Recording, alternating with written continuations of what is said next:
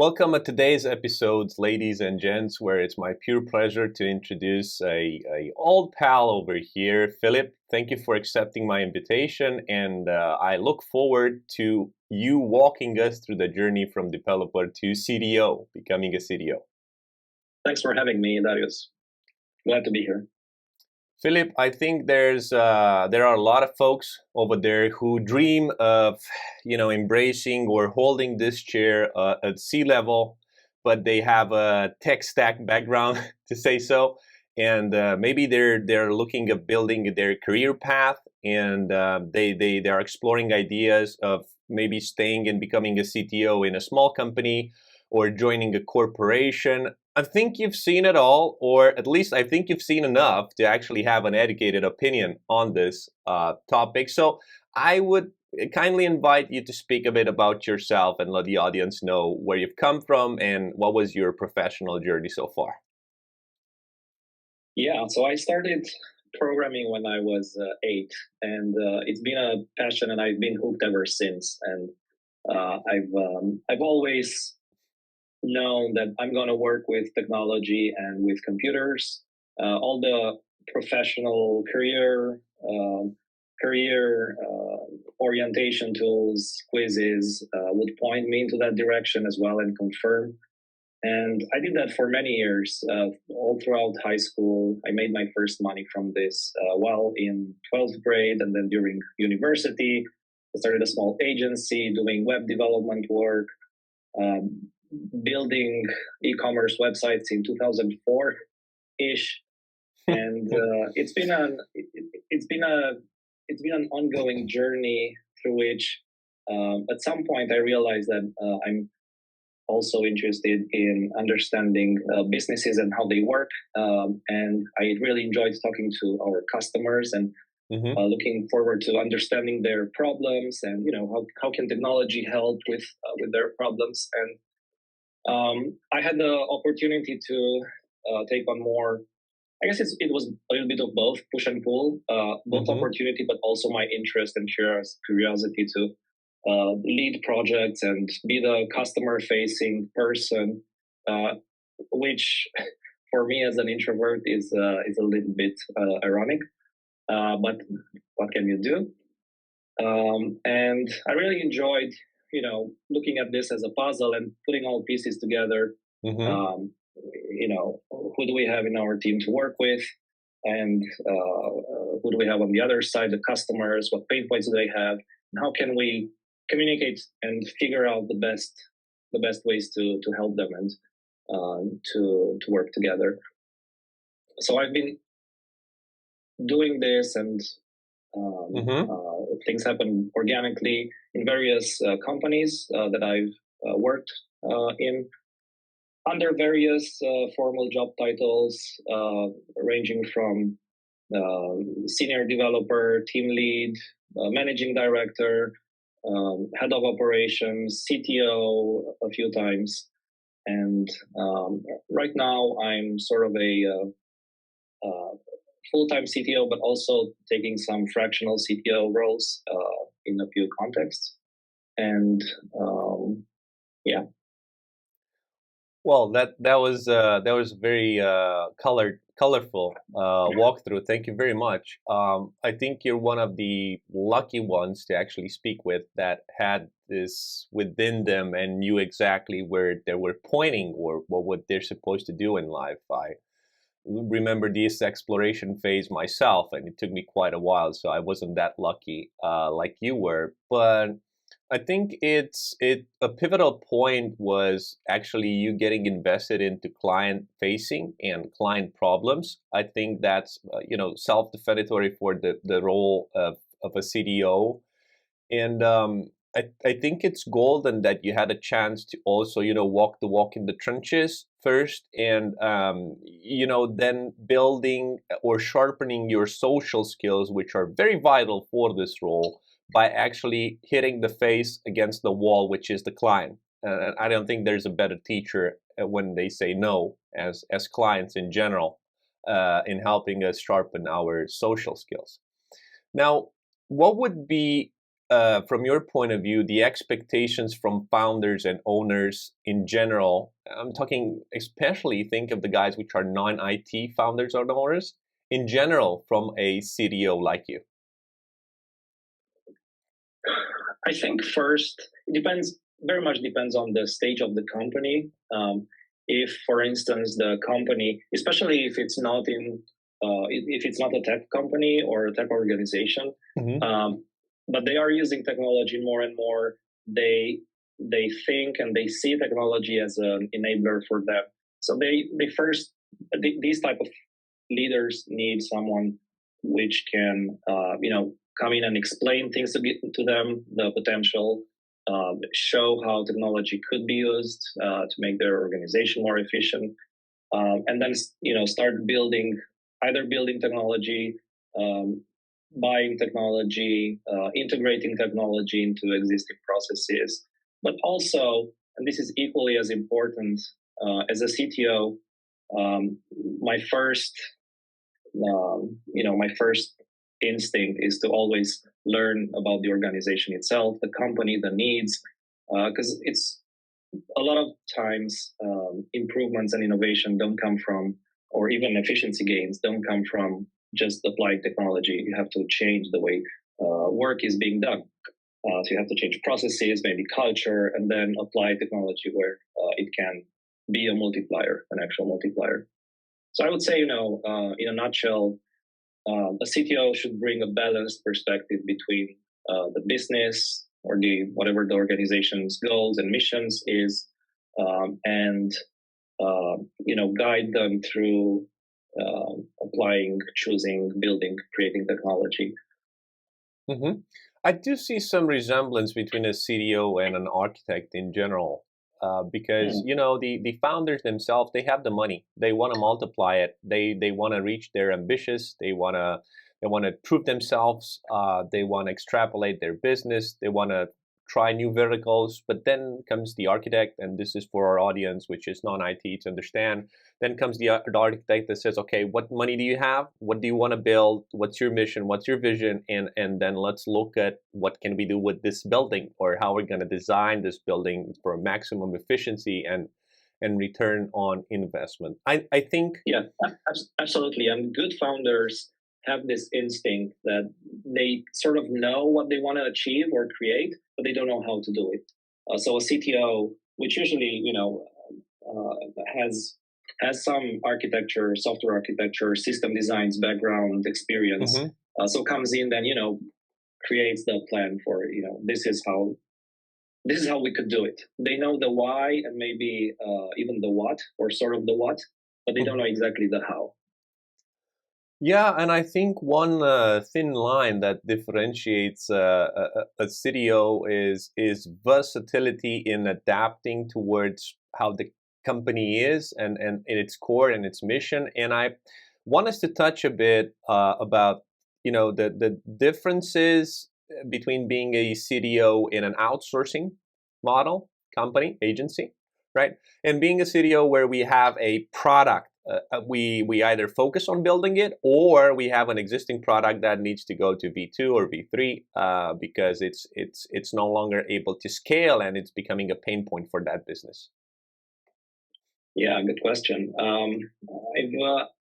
I've worked in both contexts, albeit more of my experience is in product companies. Mm-hmm. Even when I was working in outsourcing context, I was always either building products on the side, or with the company we had the dream and the ambition and some limited resources allocated to building our own products. Um, so my preference is definitely for the product Product. company, and I think it comes with a few advantages, especially if it's in an industry that you feel some sort of connection to or resonate with. Mm-hmm. You get to have a very deep understanding of the problem space and of the industry. Um, it might also be the case that you have absolutely no idea about that industry, Mm-hmm. and you just stumble upon circumstances, life happens, and then you become a specialist in that industry. which sort of happened to me with aviation several years ago. I had no idea about that space, but over 5 years, I think I've gained a good understanding of the challenges there. Another pro for being a CTO in a product company is that it depends on the CTO, the CEOs, and or the founders' profile. Some might be good product people, some might be just sales and business. So CTO a lot of time comes in a sort of a blended role between CTO and CPO, Chief Product Officer or Head of Product.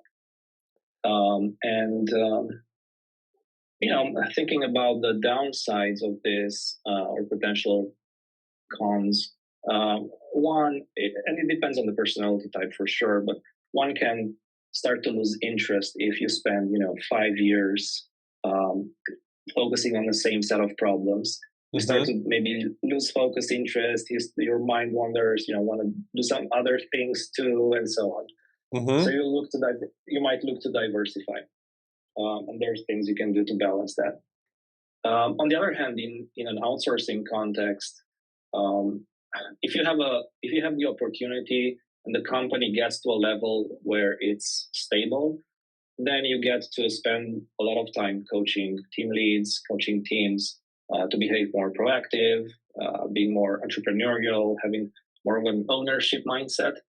Until you get to that stage, though, you're mostly working, even as a CTO, you're working probably as a team lead or an architect. So you're very much involved in customer projects.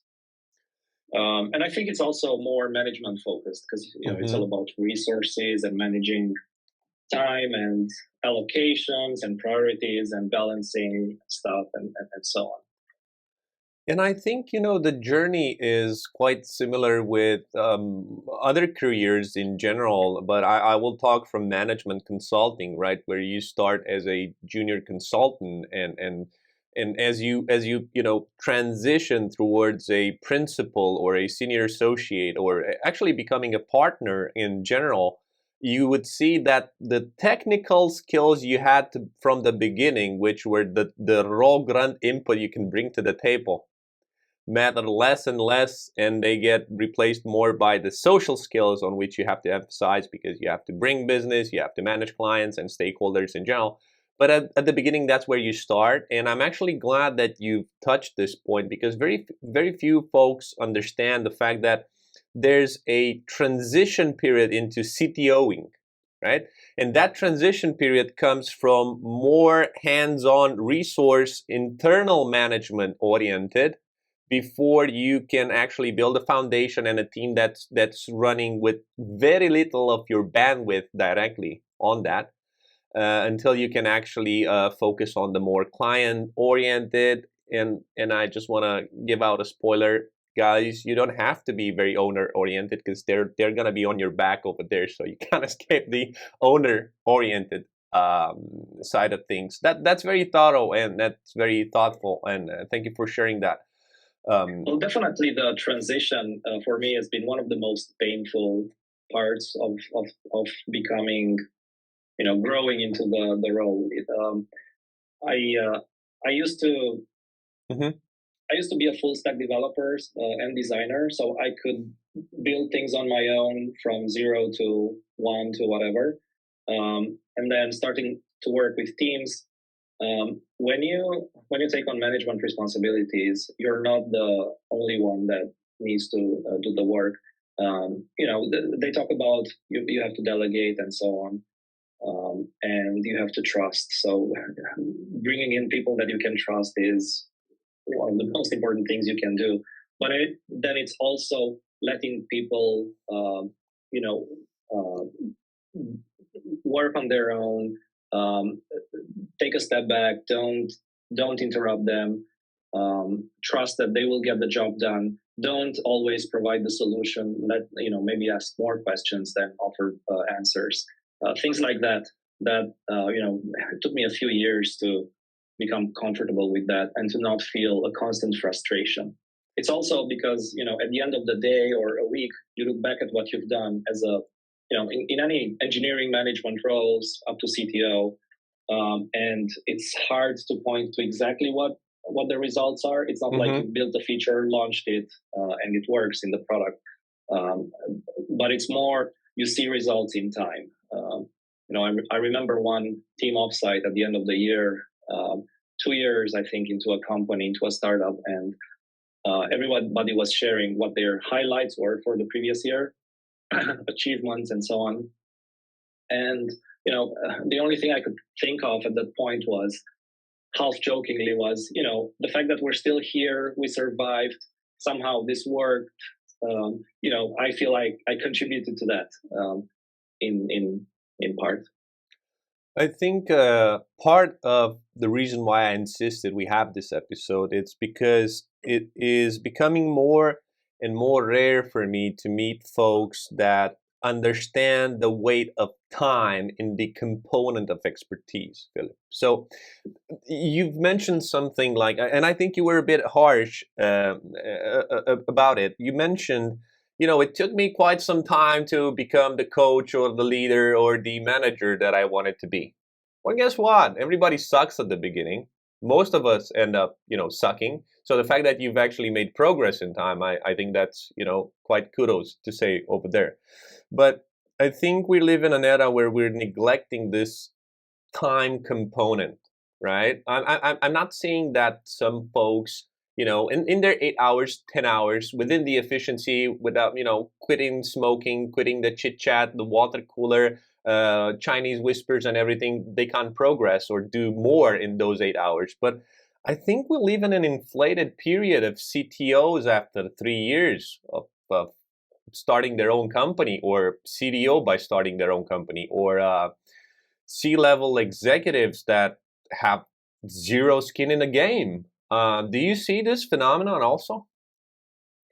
Yeah, it's definitely a trend. It's sexy. You see the cool startup kids, and you feel like you want to do that as well.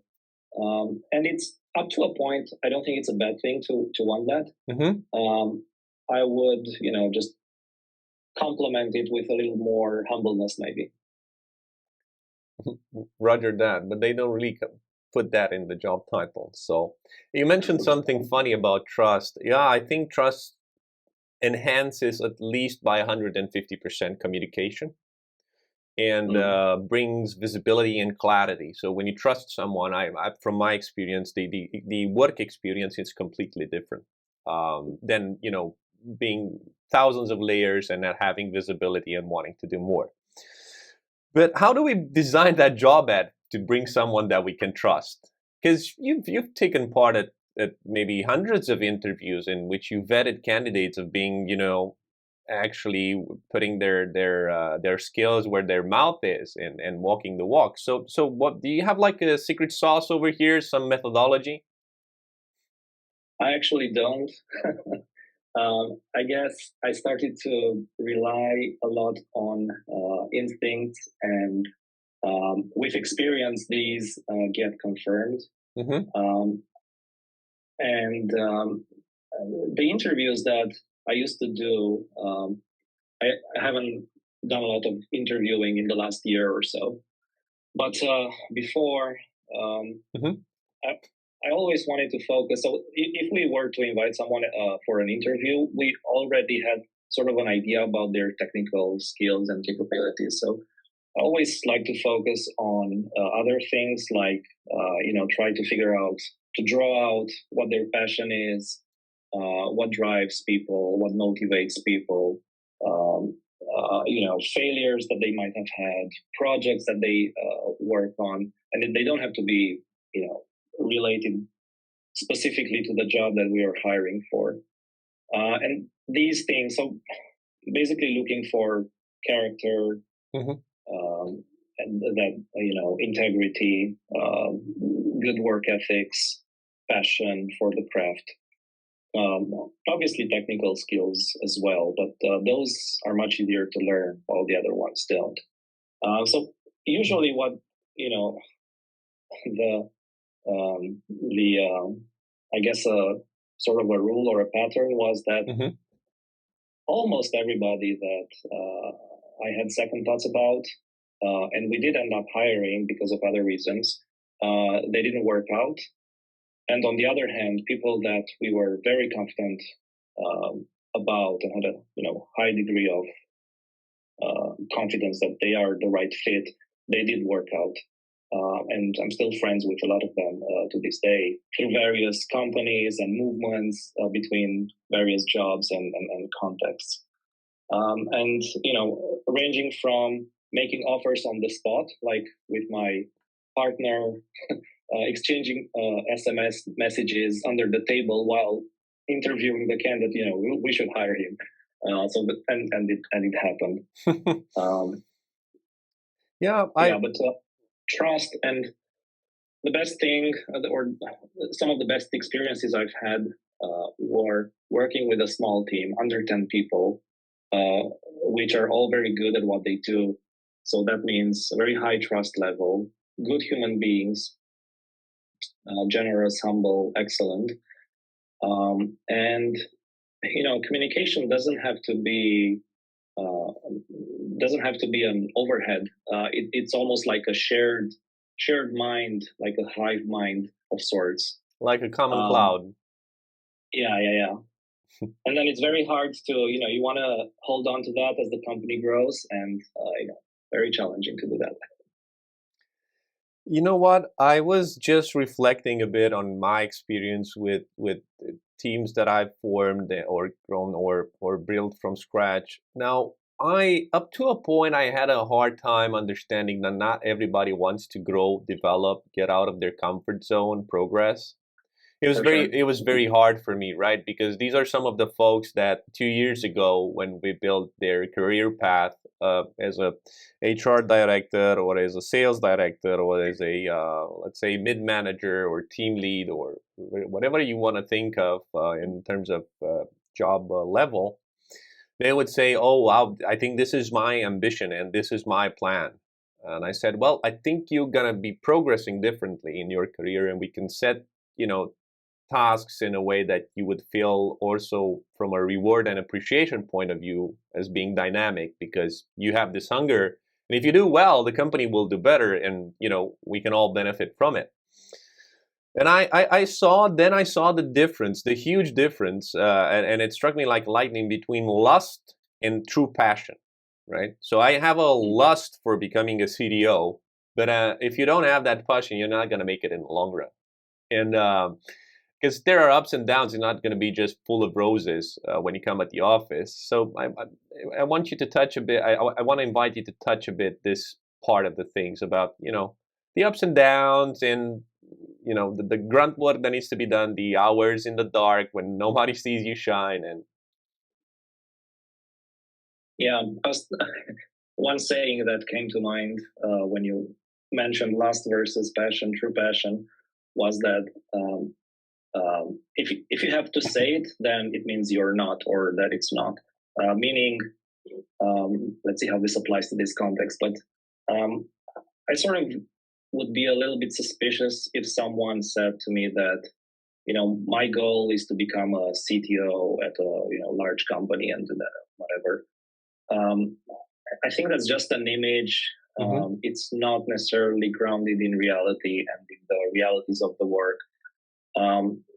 It's also, maybe I'm a bit biased because my experience and my journey has been very organic in that sense. I wasn't looking to become, I'm not big on titles, never was. I perceive job titles and roles more as internally to give clarity, and externally because that's how the world works. And if you want to do business, then you have to abide to some of those rules. Yeah. But your focus was, Philip, just a small bracket here to make sure I understand. You actually were focusing on getting the challenge solved or moving to the next challenge. And actually, these managerial roles came as a result, as a side effect of you keep going out of your comfort zone and sharpening additional skills and taking new challenges. It was all about that, going out of the comfort zone, doing hard things that other people didn't want to do, or just being the first to take on additional responsibilities. that's how you sort of stumble into or grow into these roles. And I think these are the best. Again, I'm biased, No, but I agree with you. Even if I sound I've, biased myself, I agree with you. I've sort of seen this pattern in other people as well. You're not looking specifically to become you're not aiming for a certain role or position. You're focused on, and your motivation is solving hard problems, making things work, building things that Actually bring make a value in difference. the world. And then guess what? Other good things follow, including money. And that's always been my relationship with money. Never a goal in itself, but more, a reward of Will follow. doing the thing. Money will follow. Exactly. Can we talk about, so for me, the best business book I've ever read, so I don't want to sound too rushed when I'm saying this, but it was one of the best principles of being a manager and best business book I've ever read was the Bible.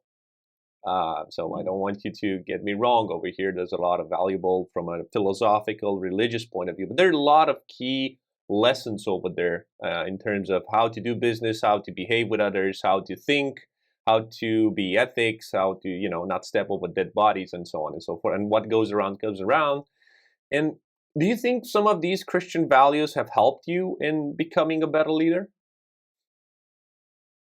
For sure. And I am grounded in those values, and I try to, a friend made a um, differentiation um, between saying that you have some values and living virtues. And he was leaning towards, let's stop saying that we have these values, but rather let's show that we live and we have certain Christian virtues.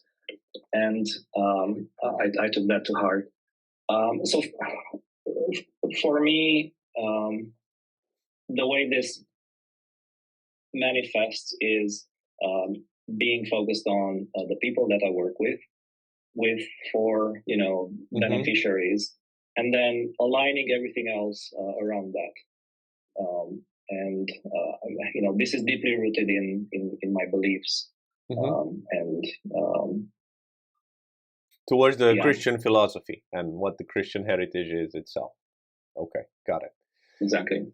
Now I've lived to taste multiple cultures in terms of leadership and owners, and I want to ask you about your experiences. And I don't want to say pluses and minuses, but definitely the upsides and the downsides of working with local culture and experienced managers or owners or founders versus U.S. mentality or Western mentality.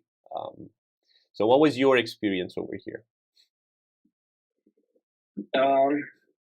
There are some subtle differences, and that might very much depend on personalities and so on. But I found it easier to connect and to have deeper, more meaningful relationships with Romanians due to the shared context and also the language.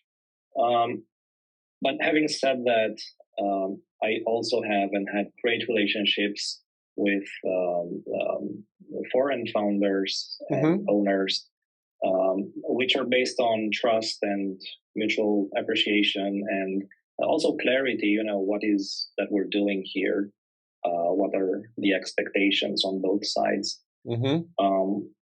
I think maybe one difference, and this is more between some US and some Romanians, is sort of a longer term view, more openness, more defaulting to trust in a relationship versus short term control mindset.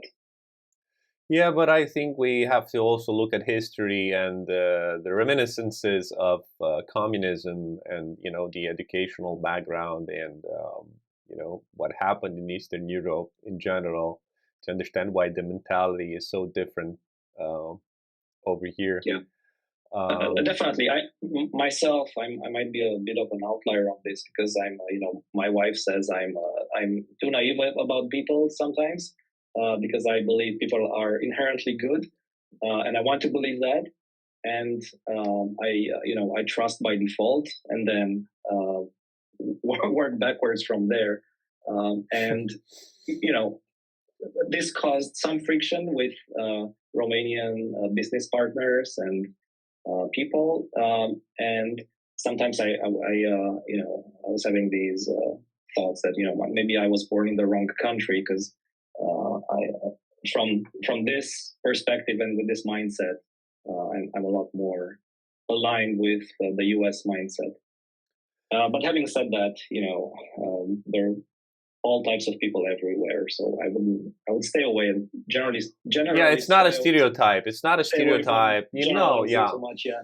And I think our country guys, our neighbors over here in this Eastern Europe, Balkanic area can very easily get aligned. But we have to look also at the conditions, the background. I mean, I met people that got burned, right, once or twice. I mean, even if it was cold water, they were blowing. Yeah. So it's I think it's a matter of what's the luggage you're coming with, what's the education, and where do you want to get at. But I got your point, and I'm trying to stay independent, not take any side over here, and treat this as objective as possible. What do you think were the most important lessons that the pandemic has taught you so far? Oh man, um, pandemic. Not the pandemic itself, but during that period, 2020, 2021, especially, business wise, I learned that if all signs point to being a very bad time for a business to exist, then it's probably a bad time for a business to exist. And in the middle of the pandemic, together with three friends of mine, we spent 6 months and burned all our savings to launch an aviation startup. While all aviation was grounded, literally.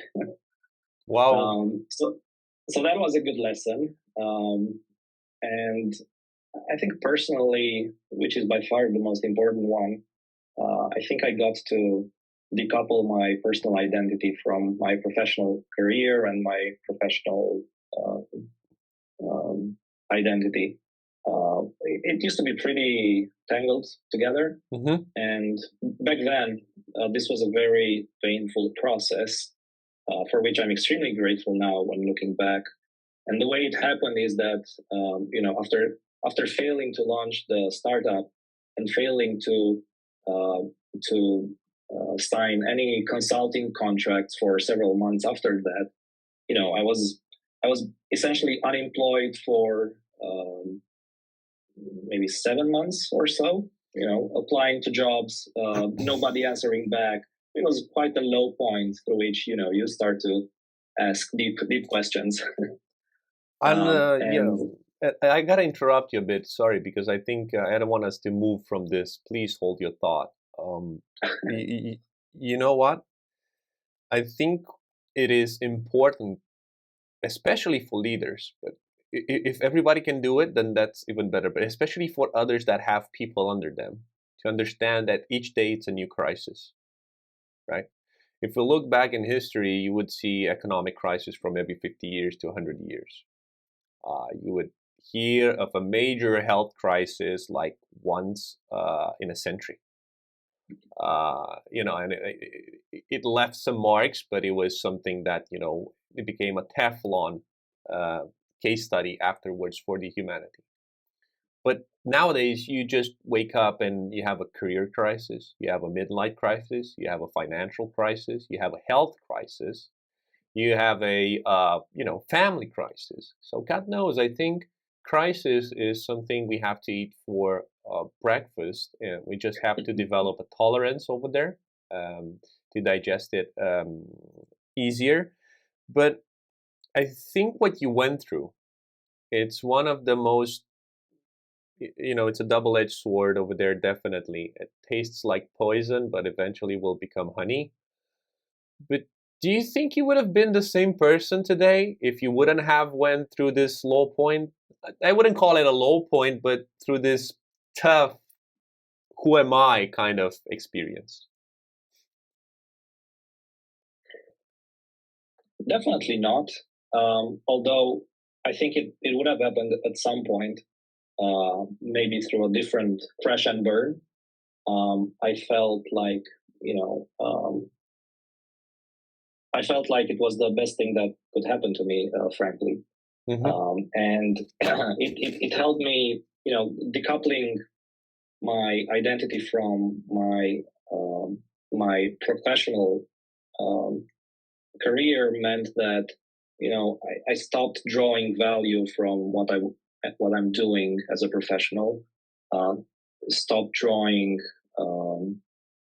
even motivation from them, um, but rather putting that into its right place. Well, where you still and I still strive for excellence and being the best I can and constantly growing, but it's not the thing that defines me anymore.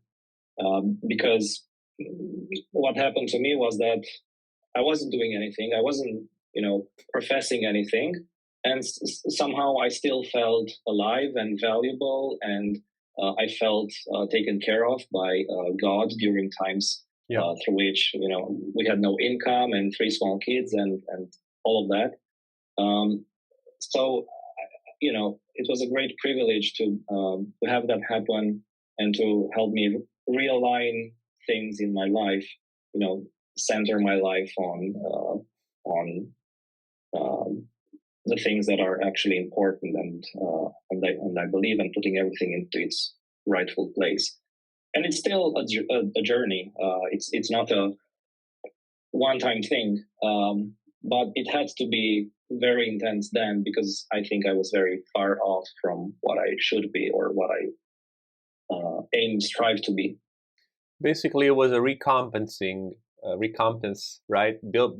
Actually Yeah. crafting and calibrating your compass kind of situation. Thank you for being so intimate and sharing this with us. I think there's a golden lesson uh, over there. So recession, pandemic, however we want to call it, that these are just day to day kind of a regular Tuesday going at the office. So no longer, if you watch the news, man, you're already dead. So let's focus on the next point of the agenda. I want to talk about Romanian talent, and there's this, justifiable observation that it's no longer what it was from price perspective, especially for clients that are extremely price sensitive and want to do everything at 1/10 of the budget. But at the same time, we have accelerated very much on the know-how and expertise side of things. And I want to get your point of view as how is Romanian talent seen and if it's worthy that premium. I would say that as a nation or as a community, we don't even want to compete for the lowest and most affordable prices. And Mm-hmm. I've worked with and hired people from most places around the world. And without generalizing too much, I'm happy to report that we still have an edge as a nation and as a community. I think we have great opportunities ahead, and that's part of our journey of being, starting with a strong technical foundation and Mm-hmm. problem solving skills. I think we still have good work ethic for the most part. I think that we have increased our knowledge in a lot of industries and problem spaces, and um, also increased our exposure and experience working in global contexts, global teams, global companies. So all this mixed together gives us, I would say, a very competitive edge Mm-hmm. with other countries. On the other hand, in 2024, I feel like geography-based countries are less and less of a thing, and the pandemic Post pandemic. has definitely but that has definitely accelerated that trend. Yeah, and there are awesome people everywhere. But I would say that we have a. I feel and I look at things happening in Romania, and we have a good concentration of talent and of all these resources and skills and experiences together. Well, definitely, this industry is quite a gladiator's global arena, where that's how it has, the trend to become. If you have different industries in which you can still be certain that your area of expertise can be, grounded towards some geographical location, like a lawyer or an accountant or a business developer consultant. Well, this is no longer the case. You are competing against a global talent over there, and coding is a more popular now than English these days. So I just want to give the heads up over here that right, you are in a futuristic industry, but the competition is pretty much red ocean. Just to give the heads up for those starting. Yeah, and you mentioned coding is like English or more prevalent than English in some places. And a friend used to say that programming and learning how to code is exactly like that. It's just another language through which you talk to computers, and that's not where the big value is knowing and understanding an industry, a domain, and knowing how to communicate in that domain, how to apply that specific programming skill to build products or to build systems, to build technology. So I thought that was a very insightful, way to think about coding and programming as a craft.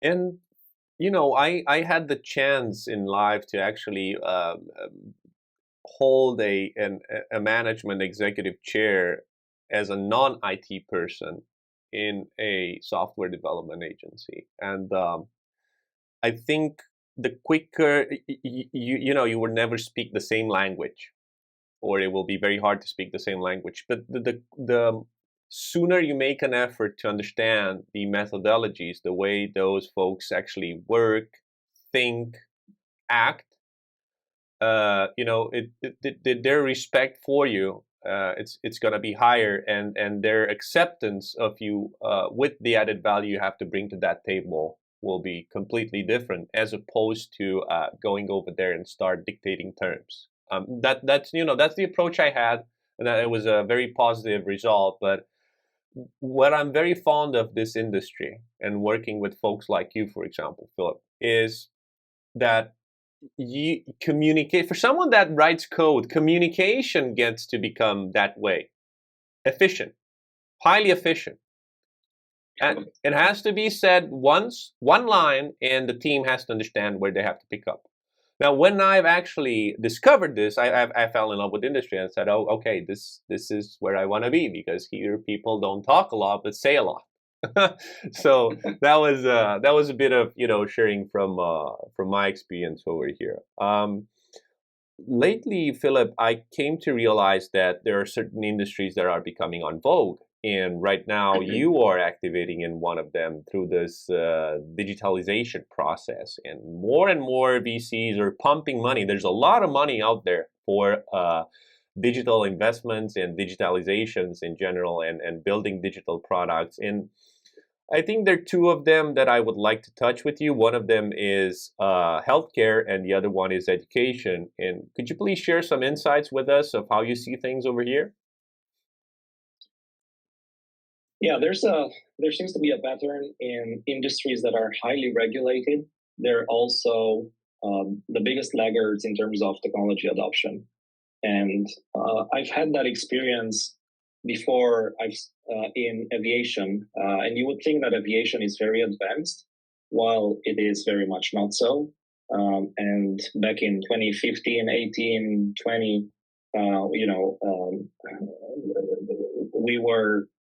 we were challenging the norms and bringing aviation into the cloud and building a lot of innovation there, challenging the status quo. And now I get to do something very similar in the healthcare industry. Mm-hmm. And the healthcare industry is even worse than aviation. The you know it's not a joke, and I'm sort of proud and tell this story.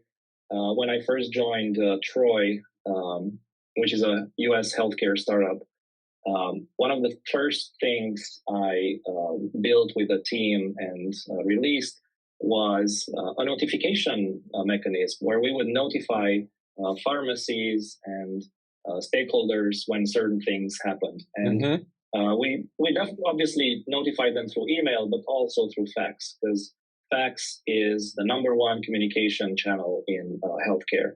And that was mind-boggling, and it still is to me. Fax and also snail mail, like actual printed letters. So the state of the industry is pretty bad. There are a number of standards that are trying to impose themselves, and someone said that there are four standards in this industry, so there's no standard. So I'm just going to create the standard. So now there are 5 standards.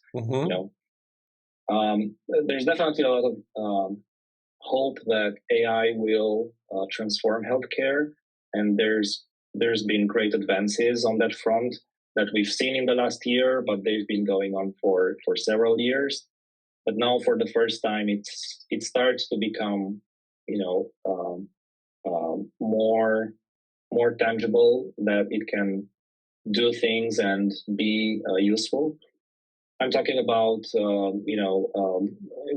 doctors getting feedback based on input from an AI assistant, not AIs that create the diagnostic and run the show, but more as a peer review kind of thing, which doctors actually do a lot of these days among doctor communities. They provide some details about a case in English, so not very deep medical details, and then people from all over the world, from their community, share their perspective, insights. So then they build that into the diagnosis that they come up with. So I think healthcare is where we'll see most of really life-changing innovation over the coming years. And I think if I can make a small bracket, I think it's totally justifiable the way we're eating, the stress we're experiencing, the genetic mutations of diseases, the life expectancy, the climate factors, the food quality and origin. And I think it's normal for the money to be pumped over here. I just want to add something. Healthcare is good. That it's also a good thing that is regulated. It hasn't always been regulated, and I always appreciate inventors when they do something, because I actually believe that people will use what they invent or set for the good intention that was actually built or designed, right? And they could never think of the flaws which could be exploited by others in a very conned way. Okay, so I think there's also a good thing of going into an industry that is regulated, because there's a line in the sand between what's possible and what's not possible. One of the saddest things that I've seen is working in unregulated markets, where today you're the king, tomorrow you're the peasant, and actually, pumping so much money into something that one day the government decides to be unethical or inappropriate or not not something they would embrace in their economy and society. Okay, I'm not saying that some of these things could not be extremely rigid and old school. I'm not saying that, because I think it's full of that.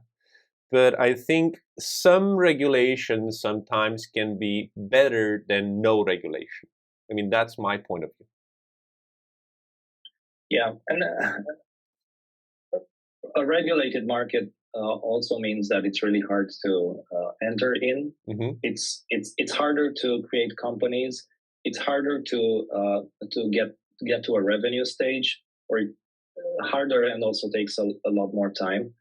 Um, so if there's something that I think would accelerate the innovation is finding ways, bringing in more young startups, creating more opportunity for companies to be created into that space and not fail after a year or two, because it's definitely a long-term game. Again, push and pull. Mm-hmm. Regulations, a lot of them are you can quickly get into a gray zone, and it's not really clear how it Yeah. applies. But if you can go to the edges and then prove that what you're doing actually leads to good outcomes for the You beneficiaries, can for push the people, edge. for patients, then you can push the edge and change the regulation. And, that has tremendous effect over the long term and impact. Yeah, I think what we're trying to say here between the lines is that, guys, might be easier to start with a new cryptocurrency and make a boom, but in the long run, I think you should look for a regulated market. That's Philip's advice over here for you guys. Maybe, I don't know. Yeah. So yeah, we're just trying to keep this education also, and point out that there's a risk tolerance Yeah. coming with it. Education is another interesting space. Yeah. And I dabbled in education a couple of years ago, when I worked with a U.S. based education startup, and I learned a lot about that industry, and also being highly regulated, how hard it is to sell Yep. into, and to you know survive as a young startup. There's a very, very powerful status quo in that industry, forces that don't want things to change. And I think there are various ways to tackle it, and probably easier than with healthcare, like going bottoms up. And I'm thinking now at what Khan Academy has been doing, and also what they're doing with their new AI assistant, Canmigo. I listened to an interview with Salman Khan a couple of weeks ago, and he was talking about that and how they started building that many years before ChatGPT and all this craze, and how now when it's surfacing, it's basically gives every person on the earth a personal tutor that's as smart as a real life tutor, or can be and will become for sure. And what a transformational thing that is over the long term, having access to education and that type of education. Changing systems, very, very tough. After our kids were born, and a few years of kindergarten, we were looking at schools that they would go to, and we talked to other parents, what schools they gave their children to, and we heard so many horror stories that we felt like, well, we were not considering private schools, couldn't afford the best private schools. So we said, we can't let our kids go to the public schools that we've heard about. So we have to start a school, and we'll start a school and create a system, and so on. And we explored that for several months. Talk to school principals and look at the legislation and look into And then the creating horror budgets, came. Then the horror came. and then we figured out that this is this is a much bigger thing that we could do, and we'll just give them put them into the regular schools. Fortunately, we found a great public program that worked great for us and for the kids actually. um, but it's really hard to change things, to change the direction of this huge moving ship. But it's going to happen, and education is being disrupted. And it also starts with social norms. Not everybody has to have the same university degree. Not everybody has to have even the same high school degree. So there are options, and um, it's going to get better. I think.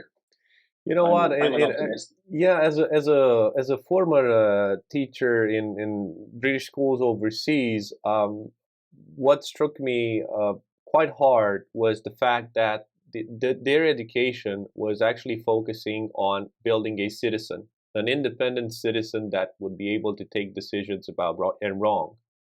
Uh, and They would sharpen skills, and this is not promoting this, but it's actually the wonder that has brought in my life. And I've recently had a conversation with a Boston consulting group consultant, and we were just emphasizing the differences between some consultants that or some folks that received an education, a very classic mathematics, physics, informatics education, as opposed to those coming with a pedigree education that focuses on debating, on public speaking, on foreign languages, on making presentations.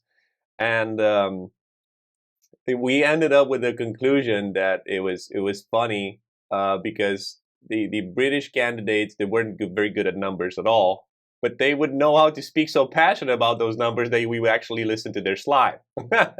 And we concluded, that this is a very important skill that was sharpened from a very early age. So I can understand some of the differences that you've experienced.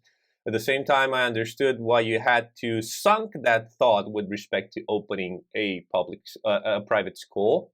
Unfortunately, the bureaucracy, it's incredible, and no one looks at the mission or the added value. We're just trying to have protocols like making sure that the kids know how to exit the room, or the kids would not choke with at the whiteboard or stuff like that. But that's ridiculous. We're trying to teach something valuable over here. So Mhm. it's one of the things that I hated and has convinced me to exit this educational path, and just keep it as a side dish in my own freestyle way. Okay, so now that we touched on this topic, I'm one of the challenging experience that I had was running global teams. And when I mean global, I don't mean that global like nearshore. I mean like really extreme global, LATAM and Asia, interactions, or North America. And I want to challenge you a bit to talk about this experience of what was the most challenging side of things over here, and what would you do different if you were to start today? Um, the probably the biggest thing that the elephant in the room is that people come from such different cultures and backgrounds, and that can either be Hmm. a detractor in performance and communication, and it can be a negative, Hmm. or if you're someone that enjoys the challenge of building a culture that sort of brings these people together and aligns them for a certain purpose and bigger goal, that's actually um, a great setup. And unifying things like simple things like holidays, national holidays, creating systems that work for everybody, that are not too tight, but also don't disadvantage or advantage other people more. We all know that in Romania we have so many national days, and it's even other countries have even more. Middle East, they have even more. If you put in the religious holidays, and going east, it's even more of that. As, if you go back west, it's less free days. So how do you normalize the culture to make it fair for everybody, make it equitable, and make everyone feel part of the team? Because um, and then the benefits, if you manage to get things working, because this is the first hurdle. How do you make how do you create a context where people can work together and collaborate? Right. But if you do, then this is extremely valuable, because every problem that you look at, you can look at through various lenses and different perspectives, and it's a much richer solution that you end up with, that covers or is better suited for a lot more people. So that's definitely been the highlight for me. Um, but again, it's very challenging with certain cultures to get to a point where you have clarity in communication and expectations, because yeah, things are just, they happen so differently in some cultures. I think, my golden lesson was culture first, business after. I had a hard time understanding this. Uh, Especially when you have to set KPIs or objectives for different regions, and the cultural factor kicks in. But I quickly understood that you need some on ground cultural person over there, like your sparring partner that will actually help you navigate through this and set wise objectives or appropriate objectives. So my biggest lesson is definitely culture before business. Culture is more important than business. If you do the first before the second, it will backfire. Yeah, I'm reading an excellent book now. I'm just reading the book. It's called The Culture Map by Erin Mhm. Meyer, I think. And it talks about this, and it actually maps tens of countries from all over on various dimensions, metrics, ways of approaching various topics. It's super insightful. I wish I read it, 5 years ago. It wasn't the right time. Let's look at it this way, Philip. So now, Sure. now is the right time. Um, Now, talking and having this segue between talent in multiple locations about being a red ocean over there in terms of competition, about talent scarcity, limitations, and pros and cons. Let's look a bit at the idea of companies, whether they're from US or from Europe in general, opening a global capacity center or a delivery center in Asia. What do you think of this move, and what do you think would be the advantages and disadvantages of considering this as a offshore site? So let me preface that with the fact that I've not done that. I haven't. I think I've worked with companies that had such a center, Hmm. but in the teams that I've built, they were always mixed and hybrid teams from all over. Um, so I can, from other people's experiences, um, it's um, it's hard. Okay. No, I, Um, I, I get that. I just wanted to go a bit into the details of, although you haven't experienced it firsthand, if you worked in such companies, what would be the challenges of working with teams, or let's say we're building an agile team. Let's take a classic scenario, right? We build an agile team, and in that agile team componency, we have you very fractional, right? Because we're in the bootstrapping mode over there, and we need kind of let's say a senior developer, a mid developer, two junior developers, and a QA. Let's start this way, a mid QA, okay. okay? And maybe we are not in a position to actually afford keeping someone on a constant payroll budgeted over there. So maybe we just need to, let's say, borrow someone's expertise.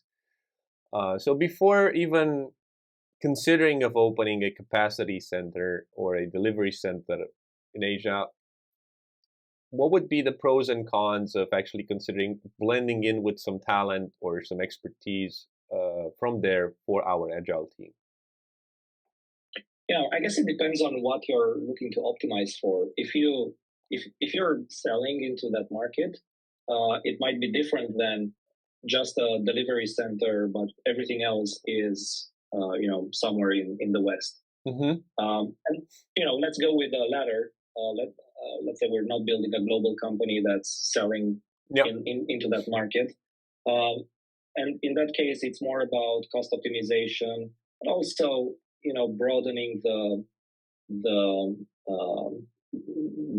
talent pool essentially, because there are great people everywhere. I strongly believe that. absolutely. So you know there's fortunately, whenever you post jobs and start hiring, there's no shortage in candidates. So there are So it's typically solving the hundreds of scarcity candidates issue. for every role. Yeah, and then it's really hard and challenging to read between the lines, the resumes, the letters, and so on, because 80% would be very, very similar. Um, Hmm. but that also makes it easy um, to quickly filter out candidates that wouldn't be a good fit, because you still want to have some sort of a, you know, culture fit Yeah. with a proactive, ownership minded approach, Mm-hmm. even product. So you're looking for people with experience in similar contexts, or that maybe ran some projects, some businesses on their own. Um, so the first thing is, how you hire and actually hire those people, and then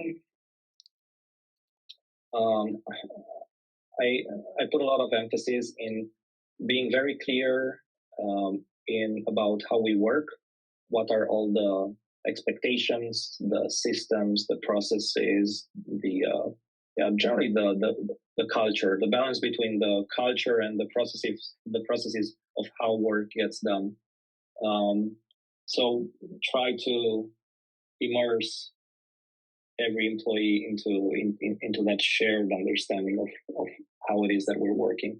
Again, it starts with culture, creating some sort of an alignment, and then using clarity as a tool to make um, expectations very clear, Mm-hmm. protocols. In some cultures, it's really hard to say no, or to challenge certain requests or assumptions. So you want to create that space and the context where people start to do that. And I think once you get the right people on, or people that can grow or become the right people, and they want to, then it's you can do business. If it's just about headcount and resources and cost savings and looking at things from a spreadsheet perspective, I'm sure there are people that Yeah, can do definitely that we can job. find advantages easily over there. But yeah, we want to run away from this stereotype of just cost optimization, or it's quite it shows pretty well in the XCOM meeting that we're gonna have in the next quarter. Uh, I think let's summarize this in from two angles. One is might be an answer for the scarcity issue of talent, Uh-huh. because there's good talent everywhere. Uh, Two, I think we should become aware that good talent costs everywhere. Uh, Right. Again, I'm emphasizing, and I cannot stress out how important it is to think that this is a global market. And last but not least, I think, and this is something that I strongly believe in. I think you will fail if you don't set expectations clear as a manager. I Yes. think this is one of the Yes. easiest ways to fail. I mean, this is the way in which you fall into a Hawthorne effect, and it leads you to failure. If it's not their fault if they don't deliver, if expectations was not set clear by you. Mm-hmm. I don't care you don't have time. I don't care you're tired. You're in that chair so you can explain what you expect, and you can handhold where that bridge needs to be crossed in order for you to be the manager that you're supposed to be. Okay? Because I see this shortage of communication between managers and their expectations from others. Oh, but I just hired her or him, and I was expecting double digits this quarter. And I was like, okay, how many years did it actually took you to sit in this chair? 12. Ah, okay, I see. Okay, so you gave her 3 months. Ah, okay, cool. So it took you 12 years, but you're giving others, 3 months. And Double standards. yeah, and my follow-up question was, okay, have you walked her through all your experiences so far with the client portfolio in order for her to have this as a segue where she can blend in her experience? oh, did I just send out a PowerPoint or a presentation, or, we have everything on the website. I said, that's not how it works. So surprise, surprise, you will eventually fail. So I just want to stress out how important it is for us to set expectations clear for others that we want to deliver. And when they fail to deliver, I want to encourage managers to address this first question: have I failed setting expectations clear? So that was my small bracket over here. Yeah, taking ownership. And you mentioned the reason why you would want to open a center somewhere in Far East Asia, for instance. And if the reason is just for cost savings, then I think you're doing it wrong. Yeah, And the reason has to be because you believe there's talent everywhere, yeah. and you want to do everything you can to surface it, to find the rough diamonds, as they say, and truly have an impact in that area. I would I would not be interested in working for a company or with a company that looks just at cost cutting, um, um, but would love to work and would accept to work, for companies that are looking for those diamonds and are willing to Hmm. pay the price that's required. And again, we're talking about if we're talking um, about technology companies and teams. I think technology in itself, especially programming software, especially, is a very creative endeavor, and people should be compensated fairly for it and highly for it, not just bottom to the race who can pay the least. Yeah, it's getting there in many industries, especially working with mammoths which have 80 to 100 years on the market. I've oftenly and sadly saw this going to, okay, where is the lowest buck heading, or who's going to do this for 30% less? And I think Yeah. we need to have an internal mindfulness surgery, or mentality surgery, or pivoting, or electroshock, and actually start looking if quality can be delivered within the same, because when I speak to manufacturers that actually do bologna or salami, they can tell me straight from the beginning, if we cut 30% from the ingredients, it's not going to end up in the same recipe, no matter how much the marketing will lie about it. So I think it's pretty much the same with quality of code, quality of products, and how scalable they are. And I think this is something that, again, the role of a CTO, just come with an observation, is also to think of future scalability of something that we're building, so that the next person that actually joins our party doesn't end up with the house falling down because of the weight problem over there that we're Yeah. experiencing, or resistancy. um, I was pretty often confronted with the idea of hiring someone that had their own business, and I was honestly, I would pretty much be interested in those candidates. Unfortunately, most of them had to close their businesses by the time they were looking for the job.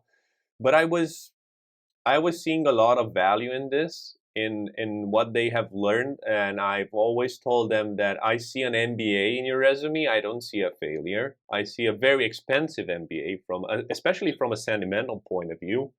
And but I quickly had to understand that if I were to put those candidates into a role that would just promote the 9 to 5 mentality, I would kill them, and eventually they would use this job as just a floating boat to their next challenge. So first of all, I'm sharing that I was very keen in hiring such folks. Second of all, I was very stressed about bringing them into a more holistical approach that will enable them to put their fingers in multiple jars and at the same time have a strong connection with me, because that was what was keeping them over there, and they were incredible and valuable employees. And I wanted to ask you if you had similar experiences with hiring such candidates.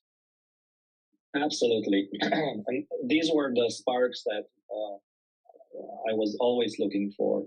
Either an existing business or a previously failed business. But as you say, I do think that any any failed business can be, seen as an expensive MBA, or even personal projects that they do because they want to do. Hmm. And I was thinking, I heard an interview with Jim Carrey recently, and he was talking about Hmm. how having all the money and fame in the world does not fill your Makes you inner. realize that's not what you want. Yeah, and it's not fulfilling.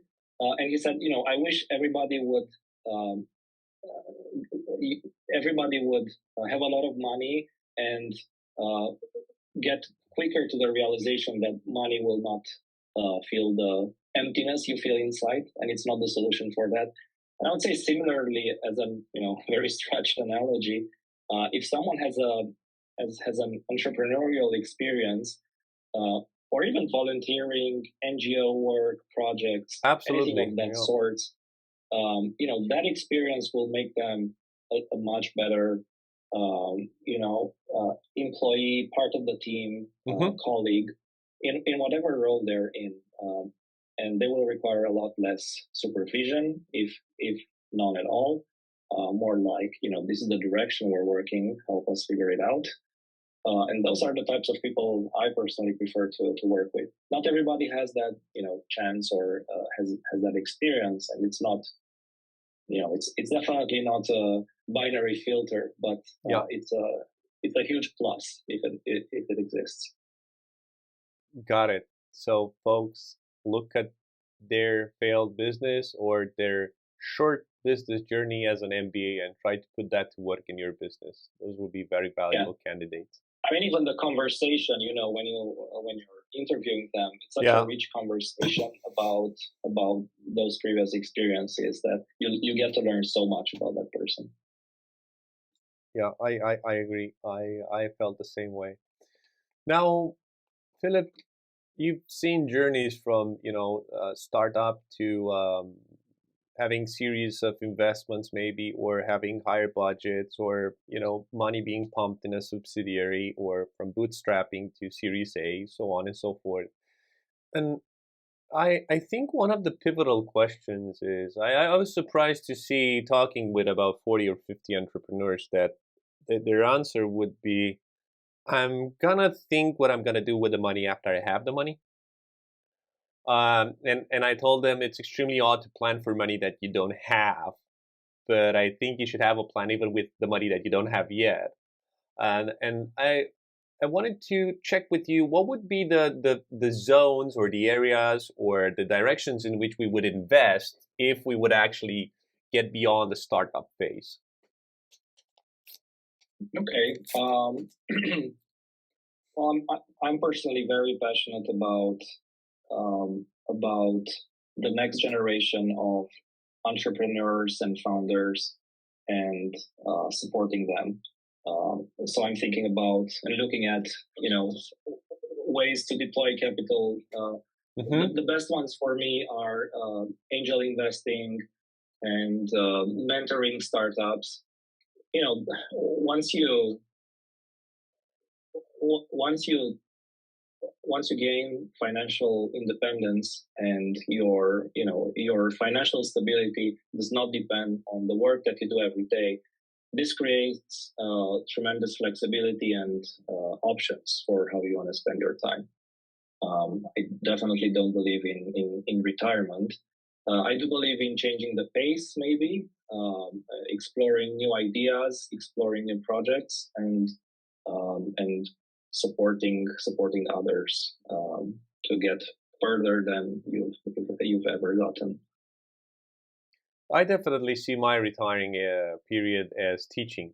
So that's my retirement plan. But until that, I Yeah, I think gotta get up and build the teaching, experience. mentoring, Yeah, coaching others, helping others make less mistakes than we did.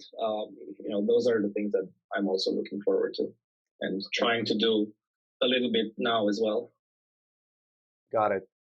But So that would be like a, let's call it a personal and professional mission with respect to future plans of where you're heading with your career and as a person. And I think it's really important. I heard you say something that you don't believe in retiring. I think that's great, and I think you have a pretty solid picture of where you're heading in the next 30 years. But I was trying to get your scope over here with respect to a company that has gone through 500,000 annual turnover to 5 million. Okay, that's a 10x in 5 years. Um, what would be the first areas in which they should start reinvesting? I don't know, building an executive team with pedigree or with Right. Yeah. tradition. So I'm trying to figure out what should folks do with this money to actually fuel the growth. Yeah. Well, this is not necessarily. I mean, you have to answer this, and as you say, have a plan for this if you're raising money, because nobody's going to give you money. Just well, actually, they did for a while. That's prior to 2010. So Yeah, those days correct. are gone. Yeah. Well, it's 2020, 2021 as well, a little bit. Yeah, if we come to Um, think of some controversy documentaries recently saw, yeah, you're right about it. Sorry, my bad. yeah. But if you're going the other route of bootstrapping and company starts to generate revenue more and more, I think you are, well, first of all, congratulations. Most people don't make it to that point. Yeah, And I think you have options, and you have to decide what kind of business you want to build. If you want this to be a lifestyle business, to keep it at where it is and don't throw yourself into hyper growth, or if you have ambitions for growing it globally, scaling, and so on. And various founders will have various answers to that. And I believe they should be very, very much aligned and integrated to their life's mission and beliefs and what they want to do. Um, I'm I, I'm always wary of bringing in adult supervision, hmm um, just because, but that usually doesn't happen unless it's demanded by a VC. You know, yeah, thank you for a good job taking the company from 0 to 1. Now we're going to bring someone with pedigree to take it further. And sometimes it works, sometimes it doesn't. It definitely messes up the culture in that most was what I was cases. about to say. It definitely is a killer for the culture that was built over there Yeah. and the relationships. Uh, I can think of a counterexample, although company was in a dire situation. Thinking about Uber, hmm when the board fired the founder, and they brought in an experienced CEO, um, I think Dara I think, yeah, Khosrowshahi or something, I think the name is um, less relevant. Yeah, which seems to have been a positive turnaround for the company. Um, but then I think it's very much about the founders and what they want to do. If they want to change and grow and adapt to the new needs, build a larger team, hire more people, change how work gets done. Um, but it should start with being very intentional about that. Because while you're in survival stage, you don't get the luxury too much or too often to think about what you'll do when you get yeah. to 5 How am million. I gonna grow Uh, old? yeah. Yeah. And if it happens, it's a great problem to have, a great question to ask yourself. And the good thing if you're bootstrap is that you don't have external pressures Yeah. to hyperscale in a short amount of time. Yeah, so I think the people component is one of the top reinvestments that I would make in this position.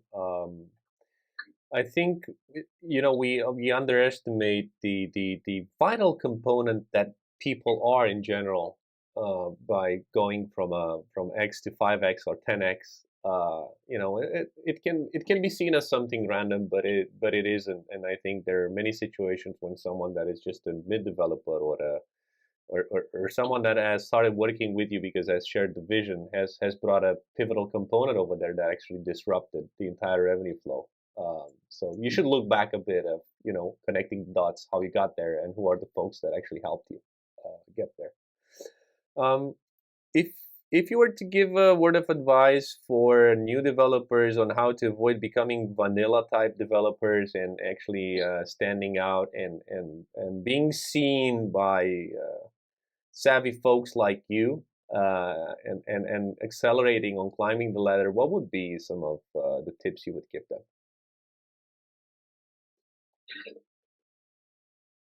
I think first and foremost, you really have to be good at what you're doing. So be excellent at your craft, Mm-hmm. and there are ways to surface that.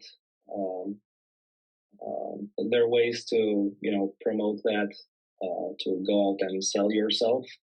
Although a lot of these people don't, that usually are very deep, excellent professionals. So it's a challenge to find them. um, I think being and showing signs of great communication skills, showing signs of ability to learn, um, and coupled with being humble. Um, for me, these are some of the key ingredients once I talk to someone and look at hiring them. Roger that. And then more technically speaking, or on a technical level, seeing some sort of a spark in their previous experience, something that they crafted with love. It's that's another an entire story and could be an entire book in itself, if you have the if you can spot it, and then if you have the time and The means energy to cultivate to it. explore it. Yeah, the means to cultivate it. Yeah. Okay. Now I think every CTO has a top five of what can go south if you take shortcuts in building an MVP or a product, and I want to find out what's your top five mistakes or tendencies to take the shortcut and to just not do things as they're supposed to be to save a bit from the budget, from the time, from the delivery moment, from the number of sprints, from the bandwidth over there. And I want to invite you to share your thoughts over here of the classic mistakes that can be done in building an MVP or shortcuts taken that can immediately backfire. Well, first of all, I'm a huge fan of taking shortcuts when building MVPs, and I've done that number and number again. Yeah, okay, but let me then just define what I understand Yeah, through a shortcut. I understand something like you cutting out of the quality component, or not following the recipe. That's what I meant through a shortcut, not actually having the the shorter, quicker version of something that's good. yeah. Okay.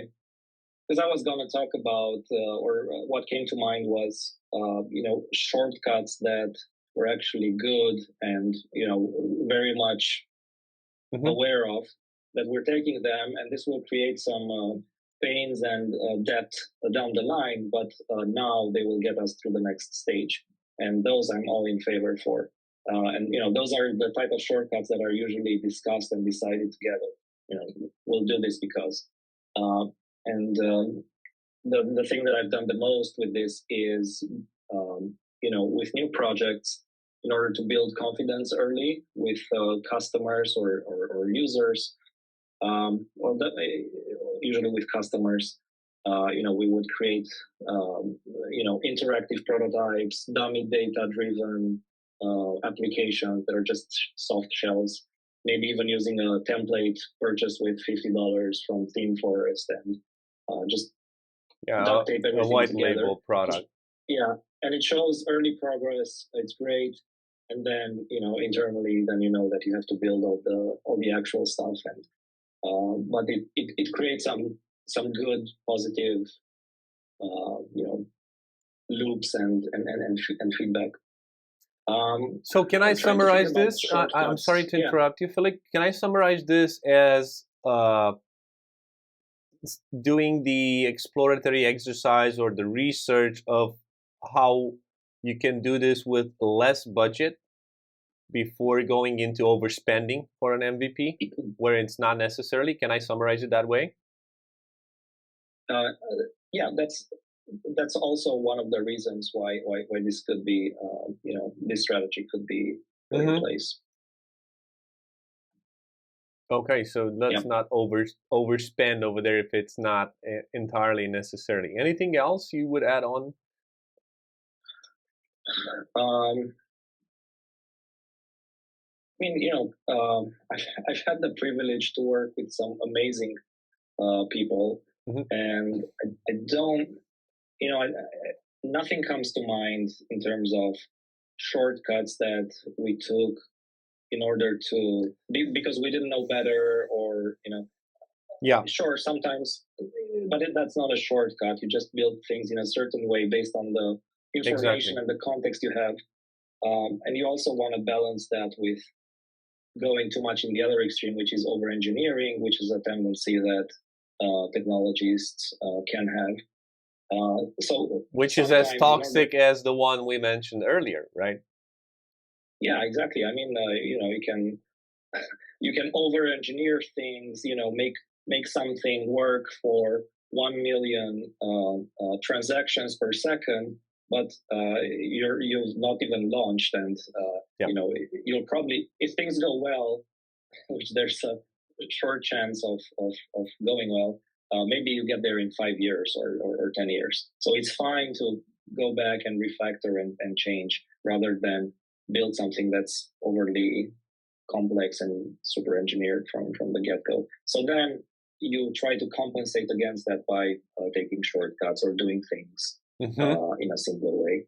And I'm thinking about, I like, I recently read Elon Musk's biography, and he has a set of rules, and one of his first rules is delete features, scope, delete everything that you can, and then go back and review. And if you if uh, if you don't end up putting back 15-20% from what you've deleted, then it means you haven't deleted enough. Well, the man has walked the walk in several industries now, so I think what's working for him is definitely working well. Looking what he has achieved after selling PayPal, so very interesting analogy. I would put it in 3 bullet points, summarizing what you just said in terms of, heads up, we're building an MVP. Simplicity is a keyword, streamlining, lean. Okay, let's use words like these. Then the other would be tendency of overspending just to get something done.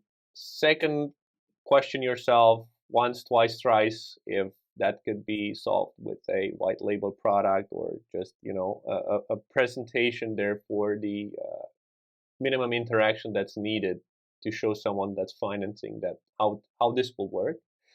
And I think the classic arch enemy for developers that actually fall in love with the product they're developing is over engineering. And then I think these 3 bullet points are golden to take from what you've mentioned so far, Philip. Anything else on this question? Okay. Yeah. So let's talk a bit about keeping attrition low and spirits high, because that's quite a that those are quite some balls to juggle with, one low and the other high. And it's kind of the relationship between inflation and interest rate, to put it in more economical terms over here. Now, as a CDO, which are your strategies, or how do you try to prevent attrition, to make sure that people are in the right place with the right compensation package, and thinking towards the right future for them? Yeah, I think it definitely starts with thinking about that. and thinking with their interest in mind, and then finding ways to connect that with the company's interest. Have that alignment. And of course, it starts with hiring who you bring in, because every, as we know, a bad apple can make Spread all the apples rotten, bad. yeah. Spread the rotten thing over there quite quickly. Yeah, and growing a healthy culture is something that can happen by itself, and it usually happens by itself. So it doesn't need someone to say, this is our culture, this is how we behave, and so on, especially at a smaller stage. But at some point, you have to steer it, you have to shepherd it, you have to make sure to observe behaviors and, course correct whenever Yeah. there's, divergence from the way. And also celebrate whenever there's things that you want to celebrate and emphasize. I think then a key thing, there are several levels of this, right? And if you think about compensation being one of the base layers, you want to have fair and offer fair compensation and transparent and clear compensation relative to the company and other people in the team. And then there's the actual work, which has to be meaningful, and with each person's interests, long-term interests in mind, find ways to connect how their daily work connects to a bigger thing. Because we are here as a company to accomplish something that's bigger than all of us, and we need to work together. That's the sort of company that I enjoy spending time with. So I realize not all companies have or are mission driven or have a higher purpose or goal, but I think these are the best companies to spend time with. And then when it's clear to someone how their contribution can, makes an impact and helps to the overall company's impact, and you let them do their job. So you give them a purpose, connect the company's purpose to maybe some of their personal purposes, and then you give them the autonomy to do their job, because presumably you've hired smart, mature people, adults, because of this. So you want to give them space and trust to do the best work that they can do. And they, give them a chance to develop mastery. There's a book which has this title, or these are the key things in that book, giving people, purpose, autonomy, and mastery. And these are the key ingredients to make someone be fulfilled at work. Well, let me know if you're hiring, because I would definitely like a boss like you. That's a lot of thinking, going into someone's career and someone's life. I'm sorry if I interrupted your flow, but I just wanted to emphasize that it's becoming more rare for people to actually think of others' experience within a company. I think this is one of the main advantage of working in a smaller company, right? There's a different connection with the executive level, and maybe there's a different investment in your career path, right? Because most people are actually hunting down logos. They're like, I want to go with that company because if I go in that company and I put that in my CV, that's going to look great. But what will be the quality of your career path and your life of actually being in that company, as opposed to working with someone that can be a mentor and invested in your career development, such as Philip is? Do you see this phenomena of people having to choose between the two? The way I look at this is there is no. It's not like the company is the master of someone and they are the slave and they have to abide by whatever the company, the master, wants to. But it's more an equal partnership, and it's an alliance. The company has the need for someone's time and skills, and the person, all of us, we can decide where we want to spend our time and energy. And it has to be win-win, so that it's healthy and growing and everything. And it can also be driven more from a transactional point of view, like you said. But as long as it's clear, we agree that we're going to work together for maybe a year or 2 or 3 years, during which time I'll give everything I've got, the best I have. But my goal is X. Yeah. And as long as that's clear and accepted, I think that's perfectly all right. So that's why I think clarity in the engagement, the transaction, Yeah. and the in expectations is critical, and can it leads to long-term relationships, because people change jobs, they change companies, they leave, but you want to maintain those relationships, because you end Correct. up working with them again, being friends with some, and that's more important than and this talks about attrition. As a first-time manager, I remember many years ago, it Mm-hmm. was very painful and almost took it personally when someone close, one key member in the team, senior, decides to leave, and trying to make them change their mind, come back. But if you put yourself in their shoes, see Yeah. their opportunities ahead, their options, in the end you want to support them and keep that relationship. And nobody is irreplaceable. One of the best things I learned is that I myself am quickly replaceable, which is very liberating. Yeah, but that has to do with your management style and mentality. I believe in the quickly replaceable kind of thing, also myself, because I like empowering people so that in my absence, educated judgments and decisions can be taken. And I bring, my expertise together with them, not I dictate the terms, and, they just have to execute. I've been there in that situation also, but it was mostly because the profile of the folks that I've inherited as a team to work with were not beyond that level and did not want to exceed that level. So I just had to adapt. But if I were to work with the kind of individuals you're telling me, I wouldn't want to be a break in their growth. And definitely, I wouldn't want to make, appear like those guys when they go on a holiday that they sit on phone each day because their team is incapable of taking decisions without them. So if your team is incapable, I want to give you a heads up. That's a business card for you also. You are an incapable leader of helping others manifest in a way that can fill the void over there. So I know it sounds dangerous to be easily replaceable, but I embrace also this philosophy, Philip, and I strongly believe in it, and it's the way forward for a healthy work environment. Working with people is the hardest thing in the world, but it's also or can be the most fulfilling.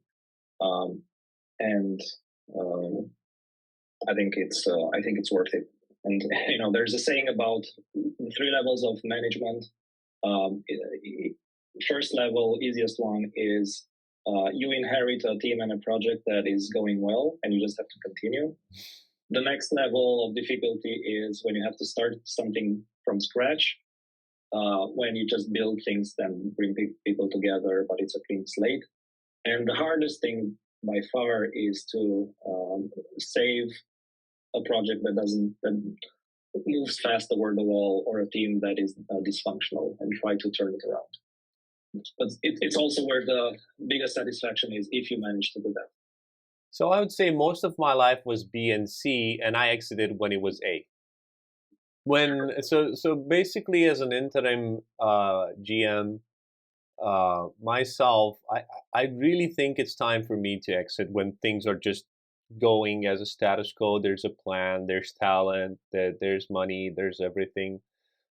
So I think you have to choose which kind of manager you want to be. I mean, for me, the growing painful experiences that I had over there has equipped me for worst case scenarios that bring me much more joy in solving than actually just heading a ship towards a very narrow narrow and gentle sea. But I guess that's that's a choice for each of us to make. Eventually, I just wanted to just to complete over there what you just mentioned with respect to my experience. I want to talk with you about the trilingual part of this industry. And wanted to see, well, coding is a language, English is a language. Does it really matter? Is it worth the effort of speaking a German or a French next to English? Does it open new markets? Does it attract new premium, new challenges? What do you think? Um, I think it's culturally helpful, and it's Mm-hmm. good for the individual to know more languages. It enriches someone. Um, there are businesses that operate exclusively in certain countries, like Germany, or if you want to work at certain companies, you Yeah. have to speak German, for instance. Um, it For me personally, it never came up, Mm-hmm. nor as a benefit or nor as a liability. Mm-hmm. I think English is the global standard for at least for in technology, but in a lot of industries as well. Got it. I have an interesting relationship towards this with my children, who are, they use Duolingo and they have fun trying to learn Spanish and Italian and German. And on one hand, I want to tell them, and I tell them, spend more time learning English. But on the other hand, I'm glad that they are curious, and they want to learn, and it's good for them to learn some other languages as well. Well, as a student myself, I can tell you that the best way to learn German, for example, is by knowing English very well, because English is a Germanic language, and it helps you a lot. I learned Danish that way back in high Oh, school. yeah. So there's a lot of imports of words over there. So Romanian and Italian again, or Spanish. So yeah, I think it's fun to hear that kids have such activities on the educational curve path over there. Okay, I think two more questions. Thanks for the patience on this very intense drilling exercise that we're having over here, the Stoic podcast conversation. Um, I'm curious to see because I think in general, people that don't have a full grasp or a full understanding of a phenomena or a reality tend to look at the bad side of things. And I want us to touch a bit, but very mild AI, because everybody's talking about it. It's more on vogue than having a tattoo made, right? Talking about AI. Everybody's an expert these days. So my Yes. question for you would be, I see this as a job enrichment and fulfillment and efficiency tool, rather than just job cuts and redundancies, because technology has had this mission of replacing man labor for centuries now, right?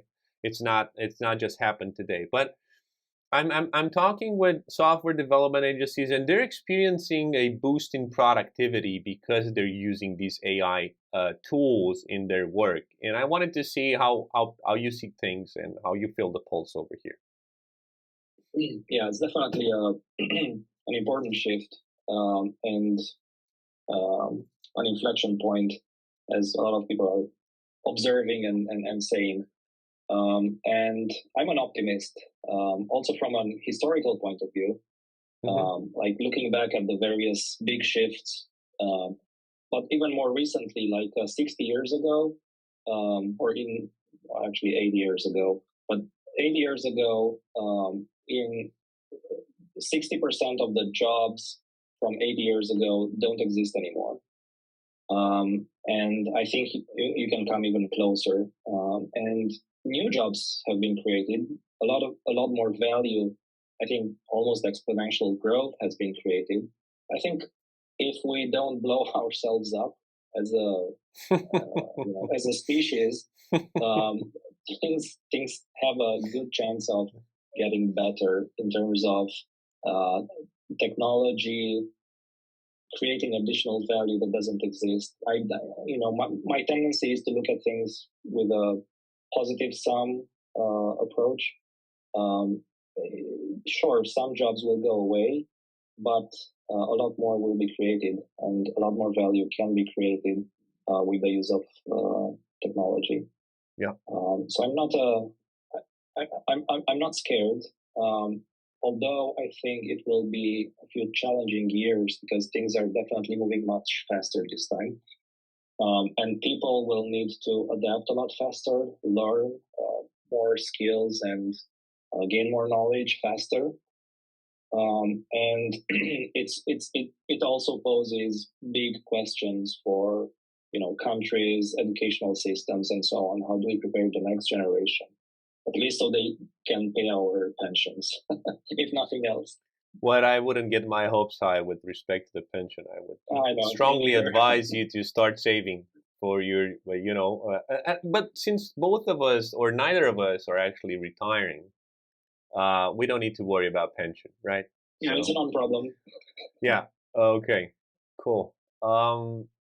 Yeah, I see things the same way. So basically, instead of panicking and paralyzing on in this analysis phase, we should quickly understand how we can work with these tools and how they can enhance the capacities that we have, which are not quite yet replicable by a machine. We still have that originality factor built in us, and we're sent on this planet with a strong suit that maybe we haven't discovered yet, or we're still sharpening, but we should find a way to intertwine with these tools and use them wisely.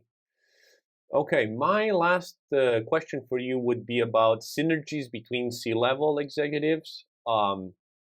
I've seen very capable C-level individuals that have had a real challenge in working with other C-level individuals, right?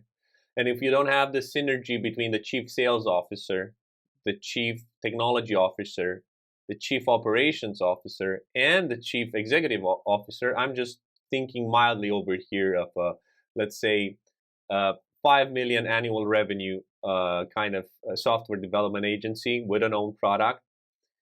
And I saw so many clashes between them because one of them would fail to actually give some time and understand why that's not possible in delivery, although he wants to sell because his guys have commissions from selling, or the other wants to promise a quicker timeline or a shorter timeline to the client, but in the end it's not possible from a delivery point of view because it's burning steps.